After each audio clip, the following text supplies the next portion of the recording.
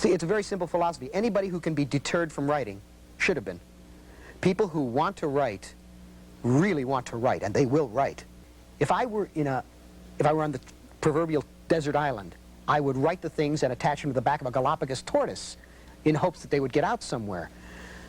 People are always saying, well, you know, I have this great book and no one will buy it. That is not true. Not true. It is not true. Not true. There are no... False. It's a falsehood. No great unpublished works in this country at the moment.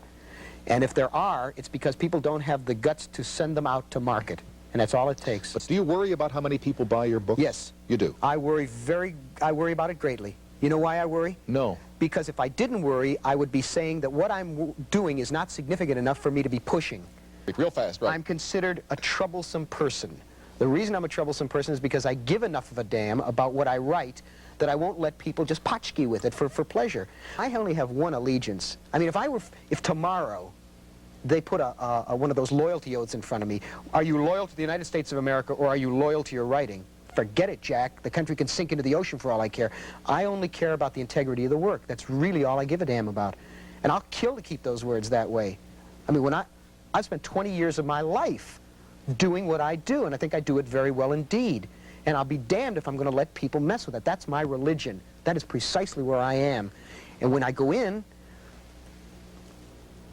and give them an idea, I'm willing to alter the idea, you know, reasonably. Within certain frameworks. Yeah, there's always, there are writers and artists of any stripe who will change their work for whatever reasons. I'm very sticky about it. I resist that kind of thing. If I do it right, fine. But I've had producers and editors say to me, hey, look, take a look at this, and this doesn't seem right. And I'll look at it and I'll say, yeah, you're right.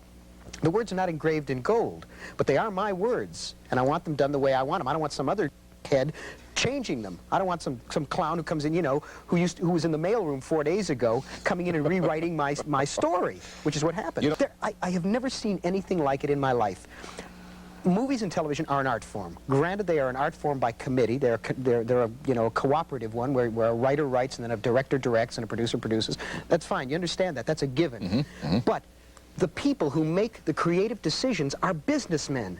They think because they lay out the buck that they have the intellect to know what art is. Clearly, this is not so. The last time that happened was the Pope. You know, when will the Sistine Chapel ceiling be done? When it's done, dummy. You know, that's the last time. What we've got now are CPAs, for God's sakes, in charge of all the studio. They call me up and they say, we got a fabulous idea for a series. We want you to write it. I said, what's the fabulous idea? You know, I think maybe they're going to give me, you know, Moby Dick. They say, Atlantis. Okay. That's it. That's it, Jack. Atlantis, that's it. I said, oh, do you think you can do it? Do I think I can do what? Can you write Atlantis? In other words, what they're saying is we have a word. Here is the word. We will you go beat your brains out and make it fly. Right, make it a series, make something out of it, create a story, create characters, create a continuity so that we can sell it to a network. But if we don't like it, we're going to throw it away. Right, and you're not going to get paid a dime. Listen, I had a producer named Stan Spetner, who I worked for at Universal on The Sixth Sense, which was on ABC for a very brief time, who once said to me when I presented him with some ideas that I wanted to turn into scripts, and they were pretty good ideas. He said, no, we don't want those kind of, we don't want those kind. He said, what you've got to realize is that we're doing the Saturday morning funnies for these people. They're all monkeys out there. Now, he really believed that.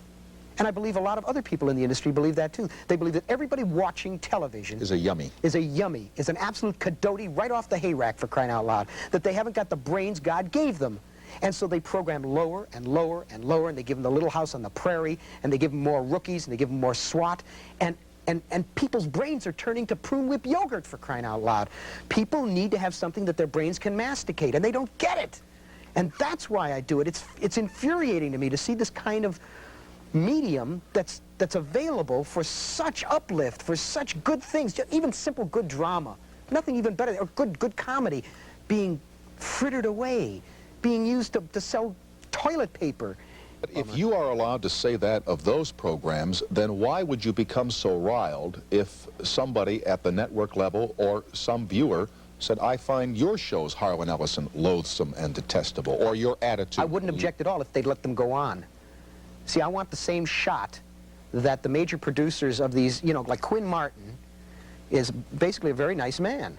but he produces the same show with 26 different faces. He's got one format, and you could take a script from one show and put it on another, and it would make no difference. 5 minutes after any one of those shows starts, you know the ending. You know exactly where it's going to go. I don't know why. It makes me laugh. It seems to be a nice little show. I mean, it certainly is not going to alter the course of Western civilization. But that's the point. People always say, well, when I get home at night, you know, I've been digging ditches all day, and I just want to sit there and suck up a beer and watch Gilligan's Island reruns. Well, you know, fine. There's room for that on television. There's X number of hours of programming each day. Plenty of room for all of that if they were also doing the other stuff. If they were also doing things that enrich and uplift. There's so much garbage that the good stuff becomes noise. I mean, I dig the Eagles too, but I don't think that that means that there should not be a world with Charles Ives in it. It seems to me that the more garbage you dump on people, the more people get used to garbage. And I think it's good for people to struggle with what they're reading. I think it's good for them to work a little harder at it. I think things come too easily. I think we sit and watch programs like this, where ideas are boiled down so that a mongoloid could understand. And now we'll get letters from people who have children who are, you know, mongoloids saying you're a beast. I think that simplifying ideas too much distorts them, and I think that's what television does. Life is not a John Wayne movie. There are not guys in black hats and white hats. That is not the way it works. It does take time to explain a complex idea. That's the difference between art and Eric Siegel and Jacqueline Suzanne. Everything is boiled down to simplistics for them. And an awful lot of people have very complex lives. It is not an easy world in which we live, he said, pontificating. And so they want to go for easy solutions. They want to believe that you can do that. That you know, if you punch someone in the mouth, there is this eloquent vocabulary of a fist in the face. And that you can settle things that way. But that doesn't settle things. It doesn't. And not in art. And I think the reason that I am concerned that my books sell well and get around to people is that, for better or worse, whatever it is I know, I want them to know. Let them accept or reject, but at least give me a shot, for God's sakes.